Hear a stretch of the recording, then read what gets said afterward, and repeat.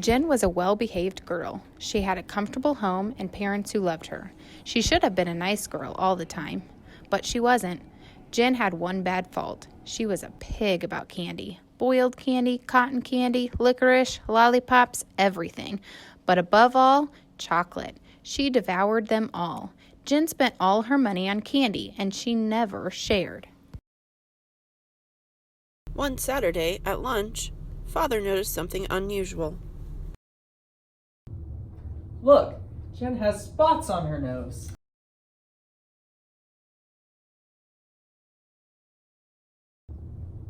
Oh my, it might be measles.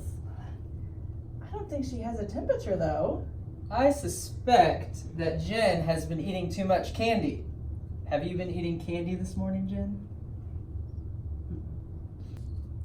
Well, I had a few caramel delights, a little bit of toffee crunch, like 5 peanut butter M&Ms. Jen's ears grew red as she said a long list of candy. Gumdrops, Dots, Tootsie Rolls, Snickers, a peppermint stick.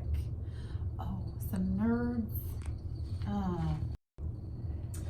No wonder you have spots. I think we should call Dr. Cranium. No. Dr. Cranium checked out Jen's ears, nose, and mouth. Much too much candy. She seems to be full of candy. What do we do now? Well, I would say just less candy. An upset stomach can lead to all kinds of things. The next day, Jen walked along the sidewalk to her friend's house when she spotted something in her path. Jen snatched up the coin and examined it. On one side of the coin were the letters J.M., which was funny because those letters were Jen's initials. Jen continued on her way, but instead of turning right to her friend's house, she turned left. Soon, Jen came upon a store she'd never seen. The front window was filled with candy.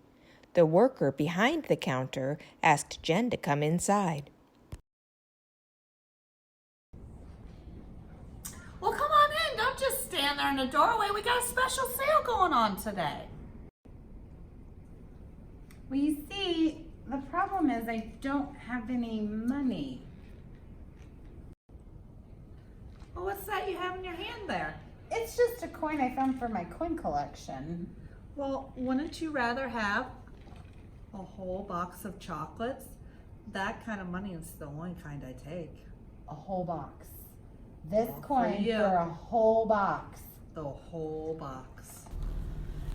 With that, Jen handed the storekeeper her money and dashed towards home with the candy box. That night, Jen rushed to get ready for bed so she could try her new candy. When she was finally alone, Jen opened the box to reveal a single piece of plain chocolate. Jen ate it, and it was the most chocolatey chocolate she had ever encountered.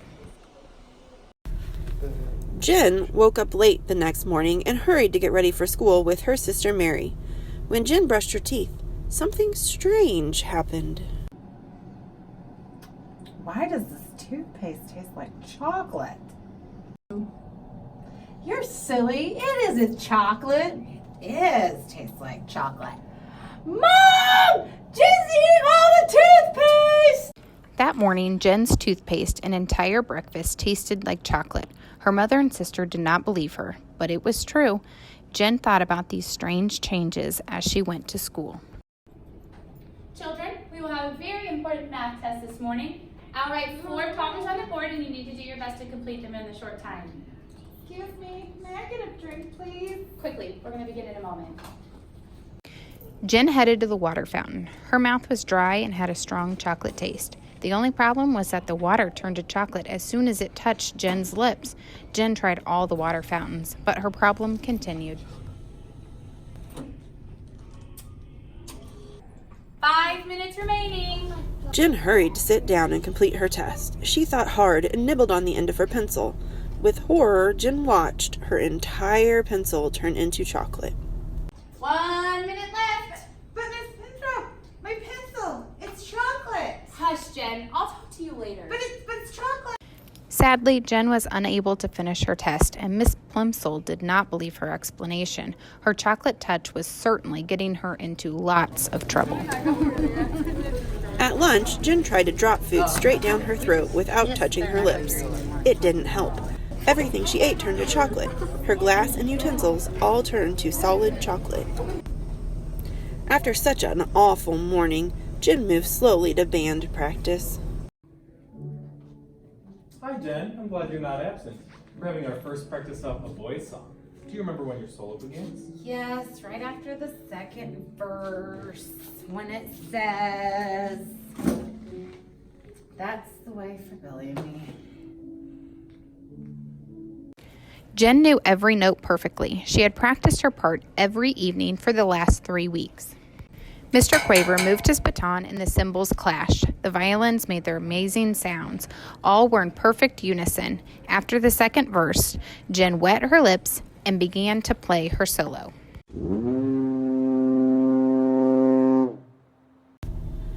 Mr. Quaver was speechless. Jen fled from the room in embarrassment. It was impossible to play a chocolate trumpet well. As Jen was rushing home, she ran into her father. Jen burst into tears. She told her father about her terrible day. You're home early. What happened? It's true. It's true. It's true. No, Dad. You mean to tell me that they all turned to chocolate and you're not making any of this up? Didn't imagine. No, I didn't. Well, we're only a few blocks away from that candy store of yours. Why don't we go over and ask that candy worker some questions about this chocolate? But when they arrived at the place where the candy store was, there was only an empty lot with a sign that said, "For sale." Well, I guess we better pay a visit to Dr. Cranium before we go home. I think you're right. Dr. Cranium tried to give Jen some medicine, but the medicine and spoon turned to chocolate. Dr. Cranium diagnosed Jen with chocolatitis. At home, her mother was very concerned by the news from the doctor. The doctor said it was chocolatitis. Everything she puts in her mouth turns to chocolate. Oh, my poor girl. What are we gonna do? It's okay, Mom. It's okay. Jen knew that nothing was all right, and she hated to see her mother so upset. She leaned over to give her a reassuring kiss on the cheek. Jen suddenly opened her eyes when her lips felt sticky. Her mother was a chocolate statue. Jen ran from the house and headed directly for the candy store. Well, hey, how are you? I was wondering how you've been doing. Remember that old coin I gave you? Remember the old coin I gave you that I found in the parking lot? That it makes everything turn to chocolate. That I took. My mother is even chocolate. I turned my mother to chocolate. Easy now. I can't calm down. It's all your fault. It is all your fault. My mother is chocolate, and it is all your fault. I'll fight you till the death, just for what you My did. goodness! I'm glad to hear that you're thinking of your mother, but I must have some honesty right now. Jen's ears got bright red. It was becoming unmistakably evident to her that she had only herself to blame for all of her unhappiness. I'll do anything. I'll work for you for the rest of my life. Anything. Just turn my mother back. You were right when you guessed that I had something to do with your chocolate touch. But you yourself earned that coin. Only greedy people can even see that kind of money. You did have a sort of chocolatitis, but it was just an outward sign of selfishness. But my mother, she turned to chocolate. Please just do something, anything. Well, Jen, if you have to choose between getting rid of the chocolate touch and having your mother to life, what's it gonna be? Jen couldn't help imagining a future of all chocolate meals, but then she thought of her mother, a motionless statue. Just help my mom. Please just help my mom. Jen, I'm gonna give you one more chance. All the items that turn to chocolate will return normal again. No one will remember what happened. What about my mother? Is she gonna remember me? Why don't you run along and find out, okay? That's just what Jen did. She rushed into her house and found her mother in the kitchen. Jen flung her arms around her. You look so flushed. Why don't I get you a cold drink of milk? Jen took a small sip of milk, and it flowed down her throat. Nothing but fresh, clean milk. May I, Mother, go out for a minute? Yeah, go ahead.